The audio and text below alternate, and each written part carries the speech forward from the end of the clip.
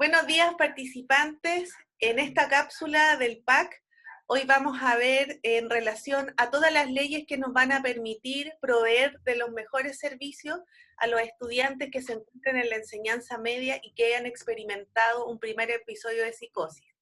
Para esto tenemos invitado a un especialista, a Mario Gutiérrez Mesa. Él es profesor diferencial y tiene especialidad en trastornos específicos del lenguaje y dificultades del aprendizaje. También es magíster en potenciación de aprendizaje de la Universidad Andrés Bello. Hola Mario, bienvenido, muchas gracias por participar. Hola María José, muchas gracias por la invitación y un saludo a todos los que nos están escuchando ahora en esta conversación. Mario, tengo habilitado para que nos presentes tu PowerPoint.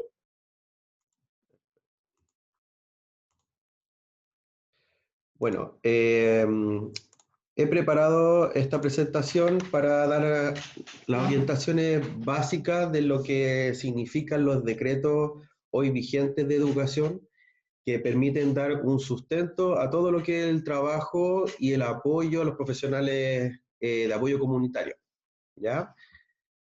Voy a ir presentándolo de manera individual para que tengan mayor comprensión. Actualmente tenemos el decreto 170 de los programas de integración escolar, normalmente llamado PIE, ¿ya? El decreto 67, que rige los reglamentos de evaluación y promoción, que está nuevo, está en marcha blanca, ya partimos el próximo año aplicándolo, y el decreto 83, que va directamente relacionado a los criterios y orientaciones para realizar adecuaciones curriculares para los estudiantes que lo requieran, para todo el universo de la comunidad educativa. Bueno, en relación al decreto 170 de los programas de integración escolar, es también relativamente nuevo, ¿ya? Llevamos aproximadamente 10 años aplicándolo en el sistema educacional, reemplazando a los que antiguamente se llamaban los grupos diferenciales, ¿ya? En esa instancia se atendía de manera un poco desigual a los estudiantes, ¿cierto? Los profesionales podían pesquisar por ojo clínico, viendo cuáles podían atender, ¿cierto? Sin implicar todo lo que es el ordenamiento que existe ahora, ¿ya? Ahora están muy claros los criterios y orientaciones para diagnosticar a los estudiantes, en el cual se clasifican por trastornos, condiciones, ¿cierto? Por sintomatología, a todos los estudiantes que ingresan al sistema de educación, ¿ya? Y ahí tenemos trastornos de tipo transitorio y permanente. También el decreto reglamenta todos los procedimientos de evaluación diagnóstica, desde todo lo que es la anamnesis, la pesquisa, la investigación, desde el área educativa, desde el área, los asistentes de la educación, ya sea fonoaudiólogos, psicólogos, ¿cierto? Terapeutas ocupacionales. Y para esto se va delimitando todas las sintomatologías, todos los indicadores, ¿cierto? Y va también delimitando los profesionales idóneos para atender estas necesidades educativas, entendiéndose una necesidad educativa como leer, escribir, aprender a relacionarse con el resto, ¿cierto? Desarrollar el lenguaje.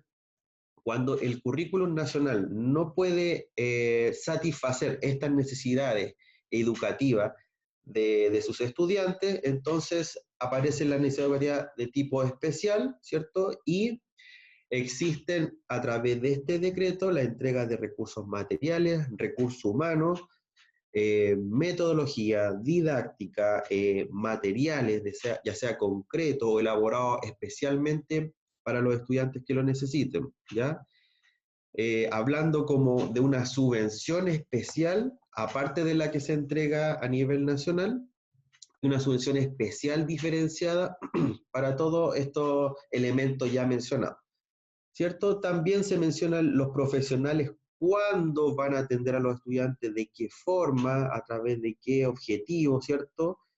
Y para esto se necesita hacer varias reuniones, ¿cierto? Reuniones de coordinación, de articulación entre profesionales, para poder al fin y al cabo, desarrollar una respuesta ya sea inmediata, precisa y de manera integral, ¿cierto? Con el equipo multidisciplinario se pretende considerar todo este ámbito psicoeducativo y de salud de manera holística. A nivel general, posee 5 títulos que nos interesa manejar, que es toda la evaluación diagnóstica, toda la investigación previa, ¿cierto? Desde antes que el estudiante se considere dentro del programa de integración escolar. Tenemos la evaluación diagnóstica de los distintos profesionales, ¿ya? Y esto también incluye profesionales del área de la salud o de otras instituciones que puedan informarnos y traer todo compendio, toda la información desde eh, su círculo, ¿cierto? Su familia, el consultorio, instituciones comunitarias, que nos van a permitir arrojar una hipótesis diagnóstica de por qué el estudiante maneja su condición, de dónde proviene, ¿ya? Las causales. Los profesionales competentes, como lo había comentado, aquí también se rigen todas las pruebas evaluativas establecidas por el Ministerio de Educación. El diagnóstico de los estudiantes, ¿cierto? Basado en todo lo que es la hipótesis diagnóstica, los manuales, ¿cierto? Como el DSM-4, el DSM-5, todos los estudios previos que van a avalar nuestro diagnóstico. Los beneficiarios de la subvención a nivel transitorio, ya sea trastornos del lenguaje, aprendizaje, discalculia, déficit atencional, o ya de tipo permanente, como espectro autista, de tipo emocional, ¿cierto?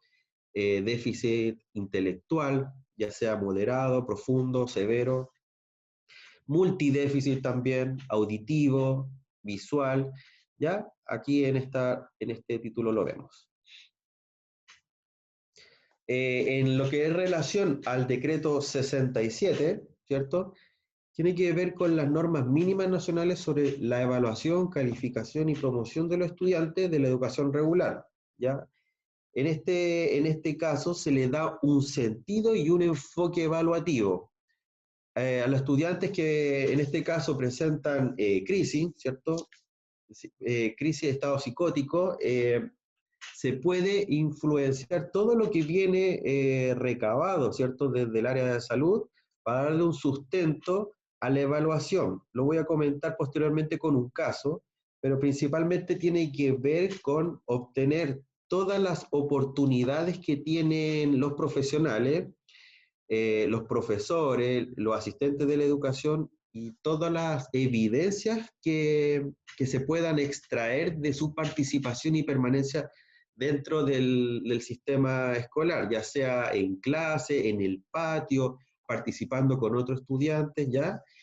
Este decreto nos permite evaluar, quizás no calificar con una nota, pero evaluar su participación, evaluar su permanencia, su conexión con los demás estudiantes, los demás pares, con los demás profesores, independiente que exista una condición que tenga que ausentarse, por ejemplo, ya estando presentando crisis dentro del aula, fuera de ella, ¿ya? Este decreto nos permite aún así mantener evaluaciones con el estudiante sin que merme su condición.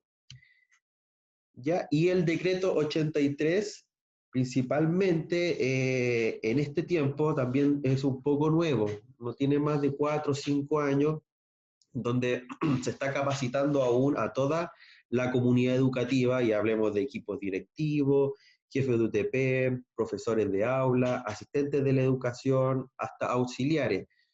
Todas las personas que trabajan en un establecimiento educacional deben ya empezar a conocer y poder inferir todo lo que es este movimiento de lo que se llama inclusión, todos los conceptos, finalidades relativas a lo que es diversidad, integración, oportunidades, igualdad, ¿ya?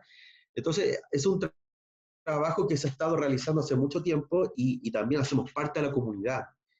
Nos permite también diversificar nuestras estrategias de conexión y comunicación con la familia, que son los primeros indicadores que nos dicen cómo el estudiante se mantiene en casa, cómo se mantiene la intervención en nuestra conexión desde una parte que nosotros no conocemos, cómo el estudiante se relaciona, cómo es su contexto, ¿cierto? En la parte que nosotros necesitamos, y a través de este decreto nos va permitiendo mayores conexiones y mantener canales fluidos, ¿ya? Este decreto nos permite también entregarle un sustento poderoso a los profesionales de aula, porque con el decreto 170 era similar que lo sacaran, ¿cierto?, del aula y trabajaran en aula de recursos. Con esta herramienta permite darle un sustento y herramientas a los docentes para poder abarcar la diversidad dentro del aula. En este caso, que sean considerados dentro de una planificación, independiente de la condición de cada estudiante. El profesor debe tener la capacidad de abordar la diversidad y sobre todo poder comprenderla, ¿ya? Entonces es un trabajo un poco lento, pero es minucioso, ¿ya? El cambio de constructo y de pensamiento nos va a ir permitiendo que se creen instancias, planificaciones, herramientas, espacios para abordar la diversidad de nuestros estudiantes. Bueno, en el marco legal que sustenta este decreto está impartido por varias instancias, ¿cierto? Y varios sustentos relacionados al movimiento universal que hay de la inclusión hace muchos años, ¿ya? En distintos países se ha estado haciendo política para crear leyes, decretos que puedan contener, ¿cierto? Y informar a la población sobre qué es la inclusión y vivirla sobre todo. En la Constitución Política del 80 no está explícita, pero está considerada los derechos universales de la educación y sobre todo a la igualdad, ¿ya? Está también el sustento de la Convención de los Derechos del Niño, la Convención sobre los Derechos de las Personas con Discapacidad, la Ley General de Educación del 2010 y la Ley de Subvenciones de Establecimientos Educacionales, que le entrega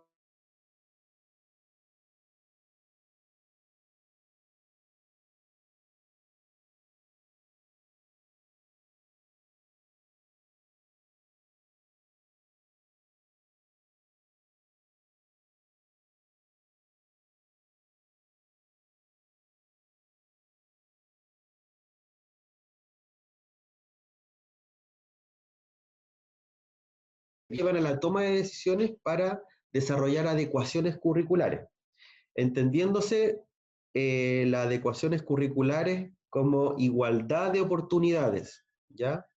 Independiente que el estudiante esté en el aula o no, él debe acceder al conocimiento, debe también tener una entrega de calidad educativa con equidad. Para eso se entregan herramientas a los docentes. También lo que es la inclusión educativa y la valoración a la diversidad. Hablemos diversidad como que en la sala de clase hubiera un universo en cada estudiante, que nosotros tenemos que conocer, tenemos que llegar a ello, y al conocer todas sus capacidades, ¿cierto?, sus necesidades de aprendizaje, nos va a ir abriendo nuestro campo, nuestra perspectiva para atenderla. Y la flexibilidad en la respuesta educativa. Esto principalmente se refiere a que el estudiante debe recibir múltiples formas para aprender, múltiples formas para demostrar su aprendizaje, y como profesor, con herramientas y sustento, debe pretender que el estudiante tenga múltiples formas de impregnarse y participar en la actividad. Y sigo mencionando, ya sea de manera presencial, de forma verbal, concreta, ¿cierto?, de manera reflexiva, pero deben existir todas estas oportunidades, ¿ya? Hablemos de multiplicidad. Bueno, ¿cómo nos permite estos decretos dar un apoyo, una comprensión al profesional de apoyo comunitario? Pensemos que este es Francisco, 16 años, cursa un segundo año medio y tuvo su primera crisis en noviembre aproximadamente. No alcanzó a terminar su año porque lo retiraron pensando que todas estas condiciones, estas crisis, esta sintomatología no le iba a permitir terminar porque no estaba concentrado, tenía síntomas de angustia, síntomas varios. Entonces, pensemos que este estudiante está atormentado, está con un sueño roto de poder continuar su estudio y una familia totalmente desorientada. ¿Cómo podemos ayudar a Francisco a que retome su estudio? En primera instancia, tenemos el decreto 170 que nos va a permitir llevar todos los protocolos a cabo para diagnosticar y para poder regular los profesionales las demandas, ¿cierto? Y ya obtener una subvención especial para que este estudiante, independiente de su condición y sintomatología, él pueda continuar sus estudios, ¿ya? Se hace toda una primera instancia que nos permite este programa, este decreto 170, bien conocido programa de integración escolar. Está para educación parvularia, básica, media, hasta universitaria. Y en escuelas especiales, la subvención consta hasta los 26 años. Entonces, podemos y tenemos tiempo y recursos para darle un soporte a este estudiante que comienza con su crisis psicótica. Tenemos el decreto 67 de evaluación, que es nuevo, y que nos va a permitir generar evidencia sobre su aprendizaje para que el estudiante tenga conocimiento, qué está aprendiendo, qué va a aprender, ¿cierto? Y que pueda estar tranquilo que independiente de su asistencia, de sus crisis, ¿cierto? De su estado, él va a ser evaluado de igual forma, va a tener acceso y va a tener el derecho a ser calificado, ¿ya? Existen distintas herramientas evaluativas, ya sea escalas de apreciación, ¿cierto? Listas de cotejo, está el checklist, también tenemos pautas de observación, rúbrica, ¿cierto? Tenemos un montón de herramientas que podemos utilizar para que el estudiante siga realizando la educación, siga siendo evaluado, ¿ya? Y también sea promovido al siguiente nivel independiente de su situación. Y poseemos el decreto 83 que habla sobre la diversificación de la enseñanza, y con este decreto se va a dar respuesta, ¿cierto?, a la necesidad de que el estudiante aprenda basado en un plan de adecuación curricular. Con este decreto se da un poco de autonomía al grupo, al equipo multidisciplinario, y sobre todo se le da muchas herramientas al profesor de aula para que pueda realizar adecuaciones curriculares en función de la necesidad del estudiante. No puede ser que el sistema esté bloqueando o presente barreras para discapacitar al estudiante cuando aún así el estudiante no sabe lo que le pasa, está desorientado y está recién en un proceso de intervención, de los cuales es necesario que los equipos de salud se complementen, ¿cierto? Y construyan un plan de intervención en conjunto, apoyando a los equipos educacionales, ¿cierto? Los docentes no manejan esta área de salud, por eso es imprescindible que estos decretos jueguen alineados, ¿cierto?, para dar respuestas a la educación de nuestros jóvenes. Eso sería en relación a los tres decretos. Ahora me gustaría presentarle el instrumento que utilizamos en el decreto 83, que es la planificación de registros de las adecuaciones curriculares, que pienso que es un instrumento que es factible de compartir, ¿cierto? De sensibilizar con la comunidad educativa y sobre todo que tenga múltiples revisiones para poder mantener un trabajo en conjunto entre ambos equipos. Principalmente acá tenemos los datos de identificación del estudiante, en donde se pone la edad, ¿cierto? El domicilio, los nombres de los padres, y la fecha de elaboración. Esto obviamente se hace con todo el equipo multidisciplinario, ya sea fonoaudiólogos, psicólogos, terapeutas ocupacionales, incluyendo docentes de asignatura. Quiero aclarar que este instrumento, las evaluaciones, las pruebas diagnósticos, hasta el mismo diagnóstico, es información clasificada, ¿ya? Por, todos los decretos anteriores, la información no debe ser divulgada para poder también evitar una estigmatización y sobre todo ir etiquetando al estudiante. Normalmente se dice los estudiantes con TEL, ¿cierto? Con TDA, pero la idea es que esta información no salga de los equipos que van a trabajar con el estudiante. Y yo sugiero que siempre la duración de este plan de apoyo curricular, el PASI, sea de un semestre, porque nosotros vamos a proponer distintas estrategias, metodologías, formas de funcionar y, y trabajando con un equipo externo, ¿cierto? Van a haber altos y bajos, vamos a ver modalidades de trabajo y eso es importante ver cómo va repercutiendo en el estudiante. Por eso sugiero hacerlo de un semestre y haciendo reuniones de coordinación para evaluarlo mes a mes, cómo vamos avanzando, cómo van los aprendizajes, ¿ya? Bueno, acá nosotros tenemos los responsables de la aplicación de este plan, ¿cierto? Y en este apartado nosotros podemos ver que se va a instaurar todos los nombres y las firmas de los profesionales y la función. En este caso, aquí se pone, por ejemplo, mantener la comunicación permanente, si el profesor jefe el que se va a encargar que esto se lleve a cabalidad. ¿Quién lo va a llevar a cabalidad? ¿De qué forma? Esta persona se tiene que, yo creo, entre el profesor jefe y educador o educadora diferencial dentro del establecimiento son los que van a tener mayor conexión y sobre todo interacción, ¿cierto? Van a estar monitoreando las actividades del estudiante y es las primeras personas que van a estar comunicando si los avances son efectivos, ¿cierto? Aquí vamos a ir coordinando, vamos a mantener una coordinación, mantener una comunicación fluida con la familia. Eso es importante, entregar el sustento, qué pasa en el colegio y qué pasa en la casa. Tiene que haber un canal de comunicación fluido.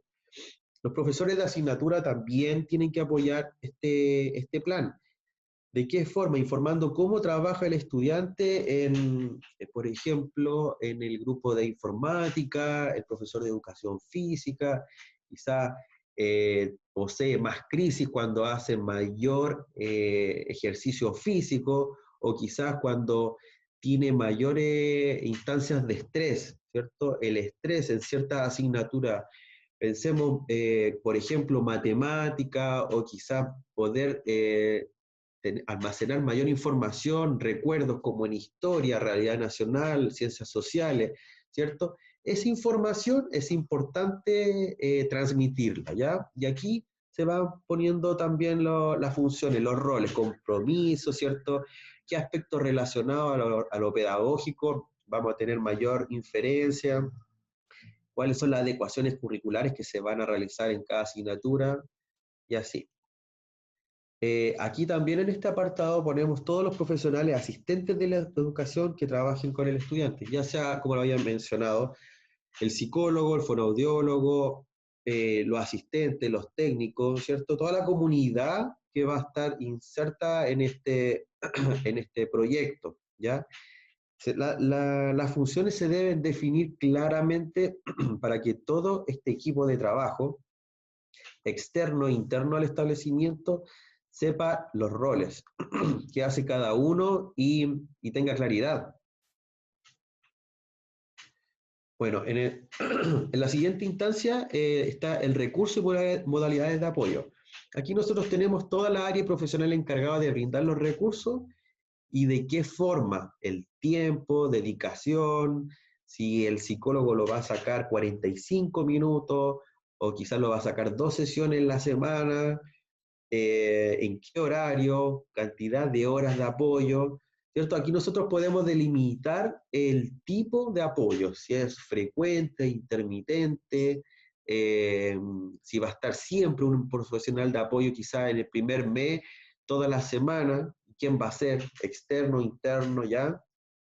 cantidad de apoyo en el ámbito educativo, todo eso se pone acá, ¿ya? Mientras más específico, la experiencia habla de que los planes funcionan en un 90%. Así que esta parte es muy importante llenarla. Y aquí propuestas de adaptaciones curriculares, bueno, tenemos adaptaciones de tipo acceso, ¿cierto? Acceso al currículum, si hay que crear o elaborar material específico de acuerdo a cierta asignatura. No sabemos quizás cómo va a estar el estudiante post una crisis, ¿cierto? Si va a tener algún tipo de orientación, si su lenguaje va a ser acorde a la instancia, si van a requerir tiempo de, de volver, ¿cierto? Volver a la instancia educativa, poder conocer, ¿cierto? Todas sus capacidades, habilidades que requieren en una sala de clases. Entonces, todo eso nosotros tenemos que poner ahí. ¿Qué estrategias y adecuaciones vamos a realizar cuando el estudiante vuelva de una crisis? Por ejemplo, ya sea en educación física, en historia, en matemáticas, si sea una exposición, si sea una prueba, deben estar todos los protocolos realizados, ¿cierto? ¿Qué hacer? Todos los profesionales que están interviniendo o a quien le toque estar con él en una instancia de crisis, debe conocer, manejar a cabalidad el protocolo o la adecuación curricular que vamos a dejar establecida como equipos de trabajo para que el estudiante no se sienta dejado, ¿cierto? No se sienta desorientado y darle la mayor de las preocupaciones, ¿ya? Que siempre se sienta acompañado. Eso es lo importante, ¿ya? Acá tenemos recursos materiales, de acuerdo a la dificultad, ¿cierto? A la condición. Tenemos ahí unos ejemplos. Tenemos acá las adaptaciones curriculares que las vamos a dejar estipuladas en todos los subsectores, los objetivos, ¿cierto? Ahí nosotros podemos saber si requiere extraer objetivos, minimizar el currículum, ¿cierto? Que va a aprender, o las estrategias que vamos a utilizar, ya como lo mencioné anteriormente, las múltiples formas de representación de la información, de expresión del estudiante, de la participación, de qué manera vamos a realizar las adecuaciones curriculares en este sentido y cómo va a ser la evaluación diferenciada. Aquí apoyándolos también al decreto 67 de evaluación y promoción, ¿ya? Puede también realizar evaluaciones de otra forma, no como los demás estudiantes según sus necesidades. Y acá tenemos, por ejemplo, el apartado 5, que es importante, la colaboración con la familia a nivel de aula, de ciclo, unidad educativa. Es importante que la familia sepa lo que tiene que hacer en función de lo que se está trabajando, ¿cierto? Dentro de los distintos grupos de trabajo, fuera e internamente. Aquí, apoyar el proceso pedagógico en el hogar, darle también información a la familia de cómo debe trabajar desde ese contexto, ¿cierto? ¿Cómo nos va a apoyar a nosotros? ¿Cómo podemos lograr que se mantenga y se continúe la intervención? El apoyo que sea efectivo, ¿cierto? Desarrollo de hábitos, salud, participación, asistir a entrevistas, la mayor cantidad de comunicación e información posible. Ya aquí vamos a poner toda la estrategia y actividades que haremos con la familia. También definir quién va a ser la persona que va a entregar la información. Es importante porque la sobreestimulación, la sobreintervención, también hay que tener ojo con eso, en el sentido de quién entrega la información, dónde y coordinar, ¿cierto? ¿Quién va a ser el encargado de entregar la información? ¿El equipo de salud o el equipo del colegio? ¿Ya? Eso es importante para no dar doble información o información errónea. Y en el apartado 6 tenemos los criterios de evaluación y promoción, y aquí directamente nos da la autonomía, ¿cierto? En lo que es el decreto 67. La autonomía de poder evaluar con el tiempo que se mantuvo el estudiante quizás no terminó, quizás tuvo un par de pausas, ¿cierto? Que no asistió al establecimiento debido a sus crisis, o que esta ausencia son parte de su historial, de su necesidad, ¿cierto? Esto va todo contemplado acá. No se puede reprobar a un niño por su condición ni su necesidad educativa especial. Todo es adaptable a la circunstancia, en este caso, en este PASI. ¿Ya? Y el seguimiento PASI. ¿Quiénes van a ser las personas que van a realizar el seguimiento? ¿Cómo va a ser? ¿De tipo semestral, anual? Vamos haciendo quizás una suerte de FODA, ¿cierto? Fortaleza, debilidad, oportunidades.